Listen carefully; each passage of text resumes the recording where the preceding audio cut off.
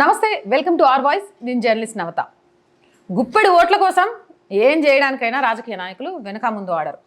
ఇక మత విద్వేషాలను రెచ్చగొడుతూ వీళ్ళు మాత్రం శుద్ధపూసలు అన్నట్టుగా ఎదుటి వారి మీద మత విద్వేషాలు రెచ్చగొట్టే వాళ్ళు అంటూ నిందలేస్తారు. వీళ్ళ మీద స్నేహం చేస్తూ అసలు వీళ్ళు చాలా మంచోళ్ళు, కానీ వీళ్ళు మాట్లాడే వ్యాఖ్యల తప్పును గురించి మాట్లాడకుండా కొమ్ము కాస్తుంటారు ఇంకొంతమంది.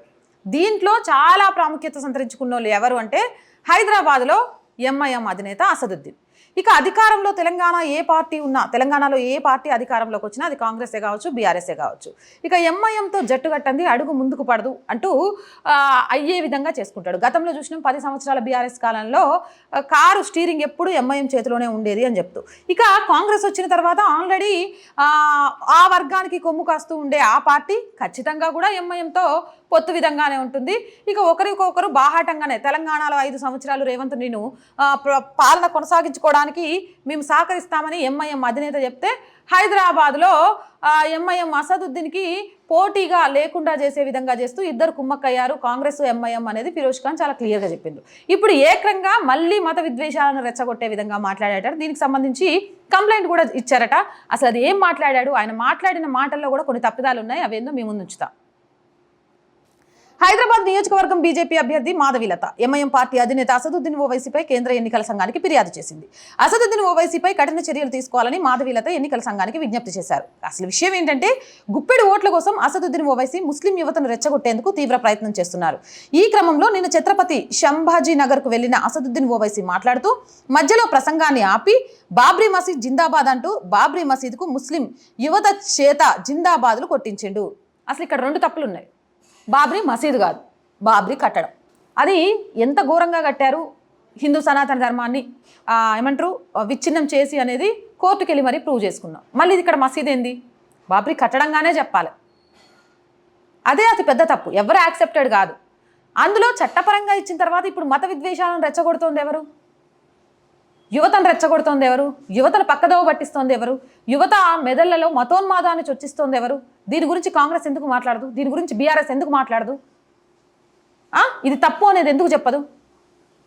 మాట్లాడితే అక్షంతల గురించి, శ్రీరాముడి గురించి, బీజేపీ గురించి, ఆర్ఎస్ఎస్ గురించి మాట్లాడడానికి పెద్ద పెద్ద నోర్లు వచ్చే నాయకులకు ఎంఐఎం అధినేత అసదుద్దీన్ ఓవైసీ మత విద్వేషాలను రెచ్చగొట్టే విధంగా మళ్ళీ బాబ్రీకి సంబంధించిన విషయాన్ని తీసుకొస్తూ మాట్లాడుతుంటే ఇది తప్పు అని ఒక్క పార్టీ కూడా మీడియా ముందుకు వచ్చి ఎందుకు మాట్లాడలేకపోతుంది, ఎందుకు దీన్ని ఖండించలేకపోతోంది?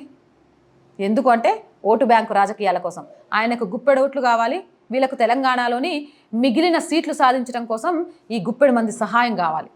ఏ విధంగా చూసినా ఇది ప్రజలను రెచ్చగొట్టే చర్యనే కావడంతో వెంటనే మాధవీలత రంగంలోకి దిగారు. అసదుద్దీన్ ఓవైసీ ఉద్దేశపూర్వకంగా ప్రజలను రెచ్చగొట్టుతుండడంతో మాధవీలత ఎన్నికల సంఘానికి ఫిర్యాదు చేశారు.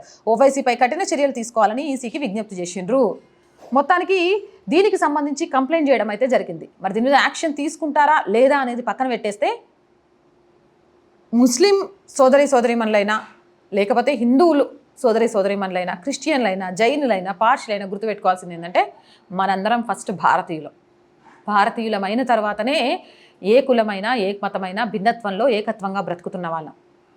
చట్టపరంగా ప్రూవ్ అయ్యి అక్కడ అయోధ్య రామ్లల్ల విగ్రహ ప్రతిష్ఠ జరిగిన తర్వాత కూడా దాన్ని మీకు గుర్తు చేసి మిమ్మల్ని రెచ్చగొడుతున్నారు అంటే రేపు మీ భవితవ్యం ఒక తప్పుదారి వైపు వెళ్తే వీళ్ళు ఆదుకుంటారా? నిజంగా ఇదే అసదుద్దీన్ ఓవైసీ కుటుంబం ఎన్నో ఏళ్ల నుంచి హైదరాబాద్ని పాలించుకుంటూ వస్తుంది కదా, అక్కడ ఎంత డెవలప్మెంట్ జరిగింది అనేది మీరే చెప్పండి. అసలు అసదుద్దీన్ వాళ్ళ కుటుంబం కాకుండా మీ కుటుంబంలో ఎవరినైనా సరే ఎందుకు నిలబెట్టలేకపోతున్నారు అనేది మాట్లాడండి. ఒక ముస్లిం మహిళ బుర్కా వేసుకొని ప్రధానమంత్రి సీట్లో కూర్చోవాలని కోరుకుంటున్న అసదుద్దీన్ ఓవైసీ ఒక మహిళను హైదరాబాద్ సిగ్మెంట్ నుంచి ఎందుకు ఎంకరేజ్ చేయట్లేదు అనేది మాట్లాడండి. షారుఖ్ ఖానో లేకపోతే అమీర్ ఖానో అలాంటి వాళ్ళ పిల్లలు చిన్న చిన్న చెడ్డీలు వేసుకొని తిరిగినా విమర్శించని ఆయన మీరు బుర్కా తీయడానికి కూడా ఎందుకు ఇష్టపడట్లేదు అనేది ఆలోచించండి. నిజంగా ఎవరిని రెచ్చగొడితే తనకు లబ్ధి చేకూరుతుందో తెలిసి మాత్రమే చేస్తున్నాడే తప్ప మతం మీద కానీ, మత విశ్వాసాల మీద కానీ ఏమాత్రం చిత్తశుద్ధి ఉంది అనేది ఆలోచించండి. మళ్ళీ చెప్పేది ఏంటంటే, ఎప్పటికైనా బాబ్రీ కట్టడమే, ఎప్పటికీ మసీదు కాదు. ఆ విషయాన్ని గుర్తించండి. ఇంకా రెచ్చగొట్టాలని ప్రయత్నం చేస్తే మీ ఓటు ద్వారా బుద్ధి చెప్పండి. లేదా కుటుంబ పాలనకు, రజాకార్ల పాలనకు మళ్ళీ హైదరాబాద్ బలి కావాల్సి వస్తుంది అనే విషయాన్ని మర్చిపోకండి. హైదరాబాద్ సిగ్మెంట్ల చుట్టుపక్కల ఎన్ని హిందూ కుటుంబాలు ఖాళీ అయిపోయాయి అనే విషయాన్ని గ్రహించండి. అలాగే ముస్లిం యువత కూడా మీ కుటుంబాల్లో ఎంతమంది డెవలప్ అయ్యారు అనేది ఒకసారి చూడండి.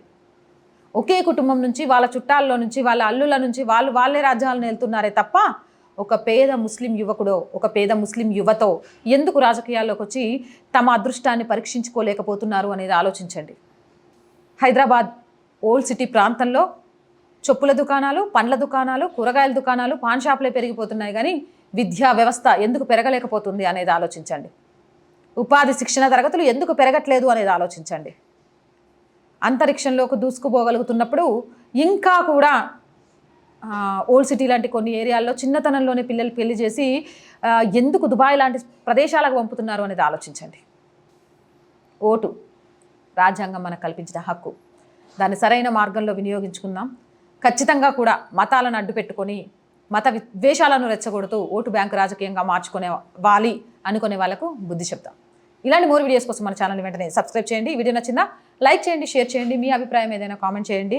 నేను చాలామంది వీడియో చూస్తున్నారు, మళ్ళీ చెప్తున్నాను, please subscribe our channel and support our channel. Support చేయాలనుకుంటే సబ్స్క్రిప్షన్ పక్కనే జాయిన్ అనే ఆప్షన్ కనిపిస్తుంది. 1 to 5 లెవెల్స్ ఉంటాయి, లేదా స్క్రీన్ మీద గూగుల్ పే, ఫోన్పేతో పాటు అకౌంట్ డీటెయిల్స్ ఉంటాయి. ఏదో రూపంలో మీరు ఛానల్కి సపోర్ట్ చేయొచ్చు. మీ సపోర్టే మన ఛానల్కి బలం అనే విషయాన్ని గుర్తుపెట్టుకోండి. ఇక దీంతోపాటు మీ వ్యాపార ప్రకటనల కోసం, అంటే యాడ్స్ కోసం, మార్కెటింగ్ యాడ్స్ కోసం కూడా మనల్ని సంప్రదించవచ్చు. దానికోసం 8328500576 స్క్రీన్ మీద ప్లే అవుతుంది నెంబర్, దానికి కూడా కాంటాక్ట్ అవ్వచ్చు. And subscribe our channel, support our channel and జై భారత్.